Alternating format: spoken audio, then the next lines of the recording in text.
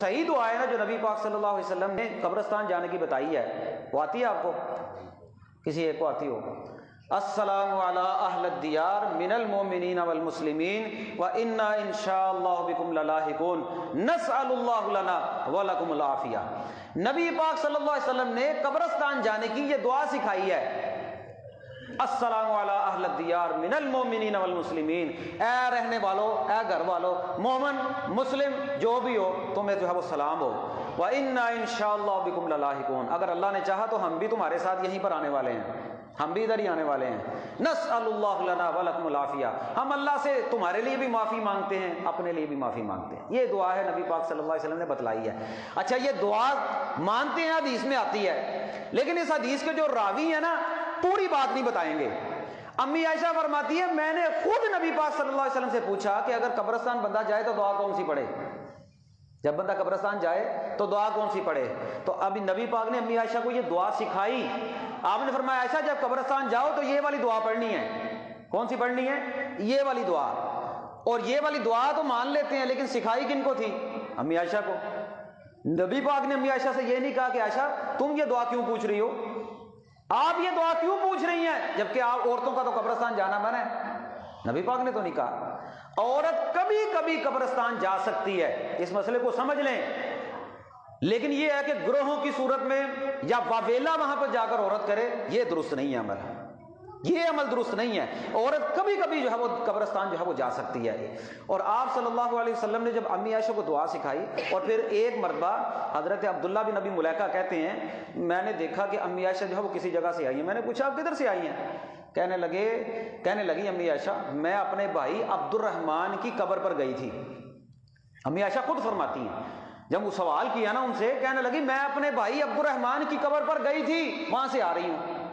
تو انہوں نے کہا کہ نبی پاک نے تو قبرستان جانے سے منع نہیں کیا عورتوں کے متعلق؟ کہا منع کیا تھا، لیکن آپ نے بعد میں اجازت دے دی تھی۔ شروع میں مردوں کو بھی منع کیا تھا، عورتوں کو بھی منع کیا تھا۔ اب عورتوں کے لیے مسئلہ یہ ہے لعن اللہ زوارات القبور، کثرت سے نہیں جانا، روزانہ نہیں جانا، گروہ کی صورت میں نہیں جانا، وہاں پر جا کر واویلا نہیں کرنا۔ عورت قبرستان جا سکتی ہے، اس میں تو کوئی دو رائے نہیں ہے، لیکن ایسے بنا دیا گیا مسئلہ کہ عورت قبرستان نہیں جا سکتی، عورت جو ہے وہاں پر جا کر قبروں کی زیارت نہیں کر سکتی۔ جا سکتی ہے عورت، اور یہ بھی بات عجیب ہے کہ عورتیں ہی مردوں کو جو ہے وہ ننگی نظر آتی ہیں کہ بندیاں لوہے کے کپڑے پائے ہوندے نے، یہ کیوں نہیں نظر آتے، نالے وہ ایڈے ویلے نے تو ہمیں ویکھنا سے بیٹھے ہیں۔ عجیب سی باتیں مشہور ہو جاتی ہیں معاشرے کے اندر، کوئی ایسی بات نہیں ہے۔ اور خود دیکھیں حدیث میں آتا ہے نبی پاک صلی اللہ علیہ وسلم ایک مرتبہ قبرستان سے گزرے، آپ صلی اللہ علیہ وسلم قبرستان سے گزرے، آپ نے ایک عورت کو دیکھا، آپ نے ایک عورت کو دیکھا وہاں پر بیٹھ کر قبر کے اوپر نہ رو رہی ہے، واویلا کر رہی ہے۔ آپ نے فرمایا صبر کر۔ اب اس عورت نے نبی پاک کو نہیں پہچانا، کہنے لگی یہ تو میرا بیٹا ہے نا، اگر آپ کا ہوتا تو پھر پتہ چلتا۔ اب اس نے یہ بات کہہ دی، نبی پاک نے برا نہیں منایا، لیکن آپ صلی اللہ علیہ وسلم نے خاموشی اختیار کی، غم ہے عورت کو۔ جب اس عورت کو پتہ چلا نا تو پھر آپ نے فرمایا تھا صبر کرو، صبر صبر کرو، یعنی کہ الصبر عند صدمۃ الاولی، صبر صدمے کے شروع میں ہے، واویلا کرنا جائز نہیں ہے۔ اب اس حدیث میں بھی آتا ہے نبی پاک نے اس عورت سے یہ نہیں کہا تیرا تو قبرستان میں آنا ہی جائز نہیں، تو یہاں پر کیا کر رہی ہے، لیکن آپ نے منع نہیں کیا۔ ثابت یہ ہوتا ہے کہ کبھی کبھی عورت قبرستان جا سکتی ہے، لیکن اچھا یہ مسئلہ بھی سمجھ لیں، چلو بات چل نکلی ہے، میں دو تین مسئلے وضاحت کر دوں کہ عورت قبرستان بھی جا سکتی ہے، عورت جو ہے وہ نماز جنازہ میں بھی شرکت کر سکتی ہے، عورت نماز جنازہ میں بھی شرکت کر سکتی ہے، لیکن ایک مسئلہ یاد رکھیں، وہ یہ ہے کہ کسی سواری پر بیٹھ کر اسپیشل شد رحال کر کے اور تیاری کر کے کسی قبرستان میں جا کر نماز جنازہ پڑھے، یہ درست نہیں ہے۔ اب یہاں پر نماز جمعہ ہو رہا ہے، نماز جمعہ میں کوئی جو ہے وہ جنازہ آ جاتا ہے، اب اس جنازے کو اوپر عورتیں ہیں نیچے مرد ہے تو پڑھ لیں۔ حرم میں کتنے جنازے آتے ہیں، مرد بھی پڑھتے ہیں عورتیں بھی پڑھتی ہیں، کوئی پابندی ہی نہیں ہے، عورتیں بھی پڑھ سکتی ہیں۔ اور یہ بھی یاد رکھیں یہ تو آ گیا نا جنازہ، لیکن یہ جو عورتیں جن کے آس پاس گھر ہیں جو پیدل چل کے 2 منٹ میں مسجد میں آ کر جنازہ پڑھ سکتی ہیں، وہ بھی آ کر پڑھ سکتی ہیں، اسپیشل آ کر پڑھ سکتی ہیں۔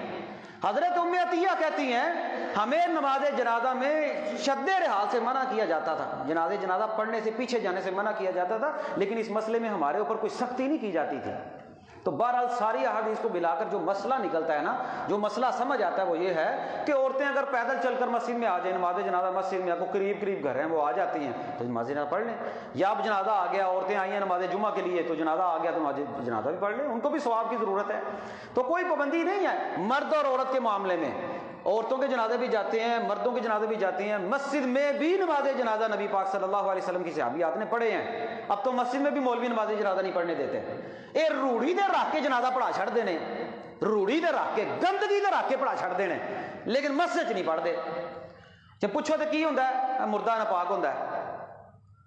اب آپ خود بتائیں کہ جس مردے کو آپ نے غسل دیا ہے، صابن لگایا، بیری کے پتوں سے نہلایا، کافور کی ٹکیاں ڈالی ہیں، اور غسل کتنی مرتبہ دیا جاتا ہے مردے کو؟ کم سے کم 3 بار، کم سے کم 3 بار غسل دیا جاتا ہے۔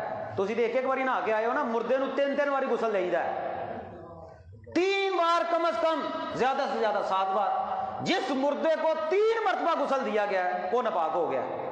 عجیب منطق ہے اور عجیب ایک فلسفہ ہے کہ مساجد کی جو صفائی ہے، جو پاکیزگی ہے، جو طہارت ہے، ایک بندہ زندہ مسجد میں آتا ہے وہ مردہ کیوں نہیں آ سکتا؟ تو خیر یہ تو جتنی بھی باتیں، میں تو بار بار ایک تلقین یہ کرتا ہوں کہ اللہ کے بندو قرآن و سنت کا مطالعہ کیا کرو، قرآن و سنت پڑھا کریں، اس سے جو ہے وہ بندے کے علم میں جو ہے وہ اضافہ ہوتا ہے۔